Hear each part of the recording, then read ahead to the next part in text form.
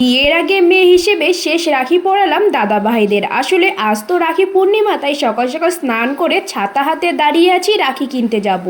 ভাইয়ের সাথে যাব, তাই ভাই এখানে গাড়ি বের করছে।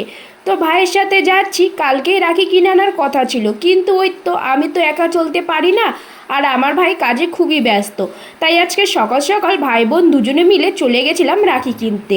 সেখানে গিয়ে খুঁজছিলাম কোন রাখিগুলো নেওয়া যায়। যাই হোক, সেখান থেকে রাখি নিয়ে আমরা আবার চলে গেছিলাম মিষ্টির দোকানে।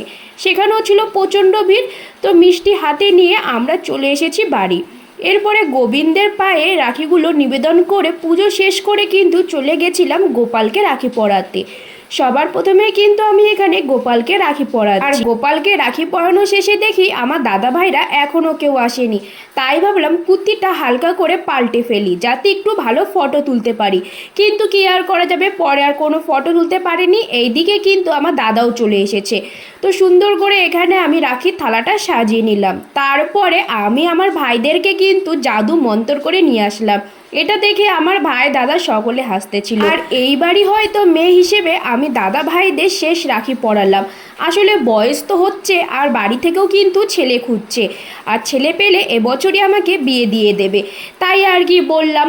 যাই হোক, এখানে কিন্তু বড় থেকে ছোট সকলকে রাখি পরাচ্ছি। তো সবার প্রথমে আমার ছোটদাকে রাখি পরালাম, তারপরে কিন্তু আমার ভাইকে রাখি পরাচ্ছি, এরপরে একে একে সবাইকে পরাবো। আর আমার বড়দা, সে তো প্রত্যেক বছর সবার লাস্টে আসে, তাই তাকে আর এখানে সবার প্রথমে পরাতে পারলাম না। যাই হোক, আমি কিন্তু এখানে একে একে দাদা ভাই সকলকে রাখি পরাচ্ছি। আর আমার গলার অবস্থা দেখতেই পাচ্ছ, একদমই খারাপ হয়ে গেছে ঠান্ডার কারণে। যাই হোক, আমার তো এখানে রাখি পরানো শেষ। তোমরা কারা কারা ভাইদেরকে রাখি পরিয়েছিলে অবশ্যই কমেন্ট করে জানিও। আর তোমাদের কতগুলো ভাই আছে সেটাও আমাকে কমেন্ট করে জানিও। এইদিকে দেখতেই পাচ্ছ, আমার ছোট মাসির দুই ছেলে কিন্তু চলে এসেছে বৃষ্টিতে ভিজতে ভিজতে। কারণ কদিন ধরে তো প্রচণ্ড বৃষ্টি পড়ছে, এমনকি এখনও বৃষ্টি পড়ছে, যার কারণে আমি ঠিকঠাক কোনো ভিডিও এডিট করতে পারছি না বৃষ্টির আওয়াজে। যাই হোক, এইদিকে আমার বড় ভাই বললো সে নাকি মিষ্টি খাবে না।